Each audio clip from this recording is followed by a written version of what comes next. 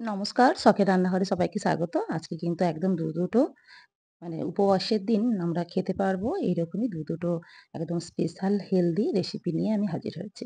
দেখুন, প্রথমেই আমি হাফ বাটি সাবু নিয়ে নিয়েছিলাম। তাকে আমি জল দিয়ে ভালো করে ধুয়ে এবারে আবারও একটু ভিজিয়ে রাখার জন্য একেবারেই কিন্তু এই জলটা কিন্তু মাপেই দিতে হবে।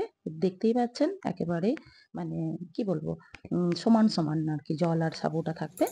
কিছুক্ষণ এটাকে চাপা দিয়ে রেখে দিলে দেখবেন সুন্দরভাবে খুব সুন্দর ঝরঝরে হয়ে গেছে। দেখুন, কাছ থেকে দেখাচ্ছি। দানা, দানা খুব সুন্দর ভিজেও গেছে কিন্তু জলও নেই। এইভাবেই কিন্তু এটাকে আমাকে জলটা দিয়ে ভিজিয়ে রাখতে হবে। এটা মিনিমাম ২০-২৫ মিনিট মতো রাখলেই যথেষ্ট। এখানে আমি কড়াই বসিয়ে নিয়েছি। কড়াইতে দিয়ে দিচ্ছি আমি রিফাইন অয়েল। আপনারা যেকোনো উপবাসে এই দুটো রেসিপি কিন্তু খেতে পারেন। শরীরের জন্য ভীষণই উপকারী।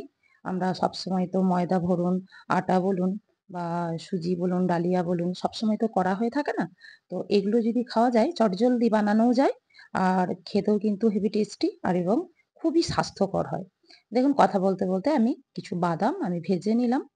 সেই তেলেই আমি দিয়ে দিলাম একটু জিরে, গোটা জিরে ফোড়নে দিলাম।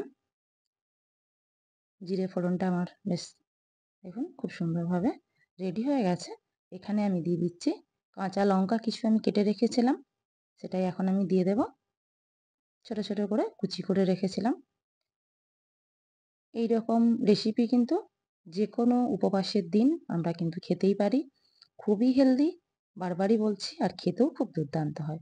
দিয়ে দিলাম কারি পাতা ফোড়নে।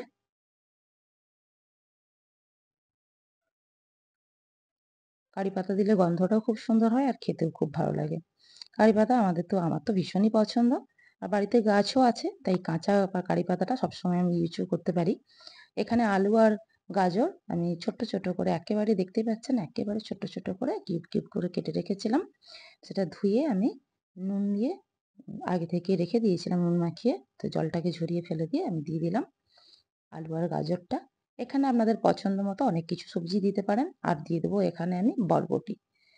এটুকুই ছিল আমার বাড়িতে, তাই আমি এটাই দিয়ে দিলাম। আপনারা ক্যাপসিকাম বলুন আর যেটা পছন্দ হবে, যেগুলো দেওয়া যায় এতে সেভাবে দেওয়া যাবে।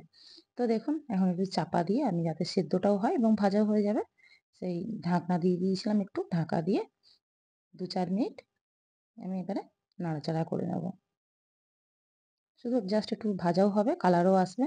দেখুন আমি কিছুটা কিন্তু আরেকটা যে আমি রেসিপি বানাবো তার জন্য আমি তুলে রেখে দিচ্ছি। আমি পরে দেখাচ্ছি সেটা কি রেসিপি। তো আপনারা সঙ্গে থাকুন, পুরো ভিডিওটা দেখুন, তাহলেই বুঝতে পারবেন আমি কি দুটো রেসিপি নিয়ে হাজির হয়েছি। এখন আমি দিয়ে দেবো সাবু। জল দেখুন কি সুন্দর করে ভিজে গেছে। জলটাও খুব সুন্দরভাবে টেনে নিয়েছে। তো মাপটা ওই জন্যই ঠিকঠাক দিতে হয়। কারণ এগুলো তো আমাদের লাইলন সাবু আমরা এখানে চট করে পাই না। এটা আমি অনেকবারই নিয়ে এসেছিলাম বাইরের থেকে, কিন্তু সবসময় তো যাওয়া হয় না। আর অনলাইনে অর্ডার দিলেও কিন্তু পাওয়া যায় না। এটা যে নরমাল যে বড় দানা সাবুটা সেটা দিয়েই বানাচ্ছি। তাই জলটা কিন্তু আবশ্যক এইভাবেই দিতে হবে। আর দেখেছেন লাইলন সাবু কোনোদিনও যদি বানিয়ে খেয়েছেন বা দেখেছেন তাহলেই বুঝতে পারবেন লাইলন সাবু কিন্তু বানাতে গেলে আগের দিন ভিজিয়ে রাখতে হয়। দিয়ে দিলাম স্বাদ মতো নুন। নুন দিয়ে আবারও কিছুক্ষণ আমি নাড়াচাড়া করে নিচ্ছি। লাইলন সাবুটা কিন্তু খুব সুন্দর, ভীষণ সুন্দর। আমি ব্যাঙ্গালোর থেকে নিয়ে এসেছিলাম ৪ প্যাকেট।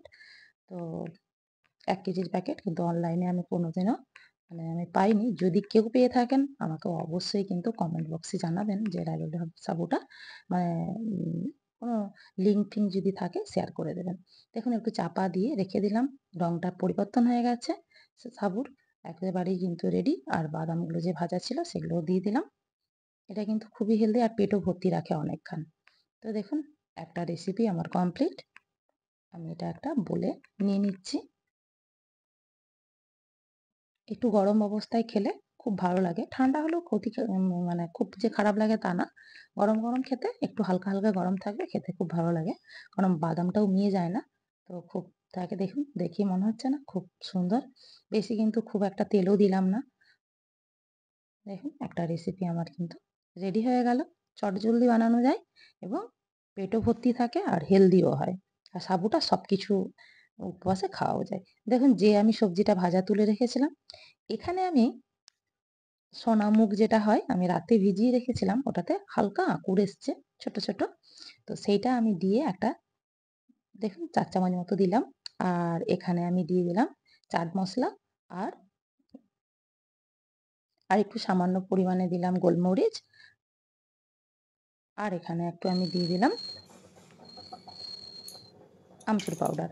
পছন্দ মতো দেবেন। যদি মনে হয় আপনি খাবেন না তাহলে ৩ টে যে দিয়েছি সবগুলো দেওয়ার দরকার নেই। আপনারা গোলমরিচের গুঁড়ো দিয়েও খাওয়া যেতে পারে।